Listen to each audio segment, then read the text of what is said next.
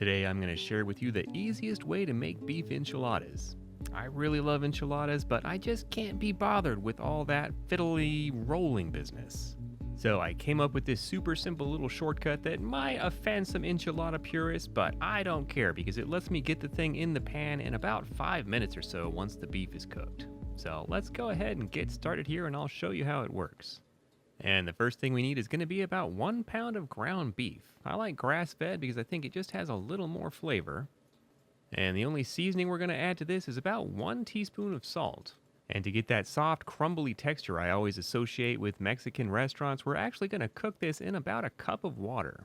So as that begins to heat up, I just like kind of breaking it up with the back of a spoon. Now you could always just brown this in a pan if you prefer, but doing it this way I think we do get a better texture and we can drain off a little bit more of the excess fat if we want to. Just to keep everything nice and separated, you do want to stir occasionally as it comes up to a simmer. Once it has, I just like to let it simmer until all the water has been evaporated. And I like to drain mine in a colander over a bowl, that way I can actually save this beef fat and use it for other fun things like frying eggs. Now we'll just set this aside as we prepare our tortillas. I definitely recommend using corn tortillas for this, it just comes out better. And we're going to need 3 stacks, 2 stacks of 3 and 1 stack of 6.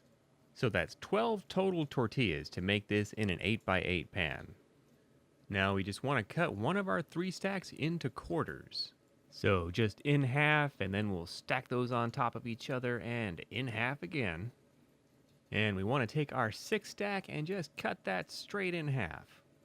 I like to stack those up too just to make them easier to lay out here in a second. And if that's starting to look a little bit like a geometry puzzle, then you're catching on because it basically is.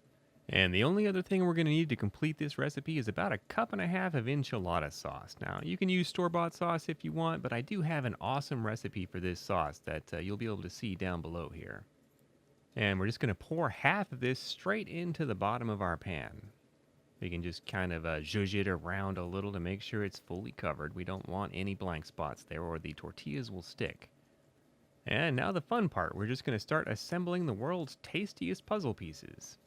And we can use this same technique to make this in a 9x13 pan if we want to, but we'll want to basically double all the ingredient amounts.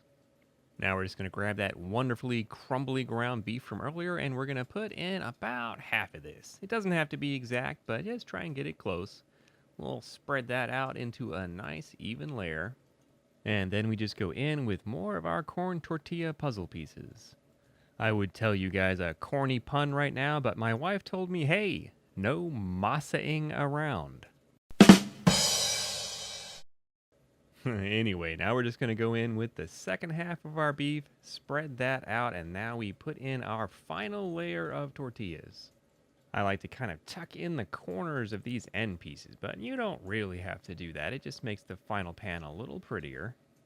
And finally, once that's assembled, we're just going to pour on the rest of our enchilada sauce. And then I just like to press down with either my hands or a spoon a little just to kind of knock out some of the air and get that enchilada sauce down into the layers. You can see that getting in there a lot better that way. And that's it for assembly. Now we're just going to grab this and whisk it off to a 350-degree oven where it's going to cook for about 30 minutes. But that's it, folks. We can let this cool for a couple minutes if we want to, but we don't really need to. Our red beef enchiladas are ready to serve. I really hope you found this video useful. If you did, don't forget to give me a like below, subscribe, and hit that little bell so you don't miss my future recipes. And check out one of my other great videos on the screen now. This has been Graham with Passion for Food.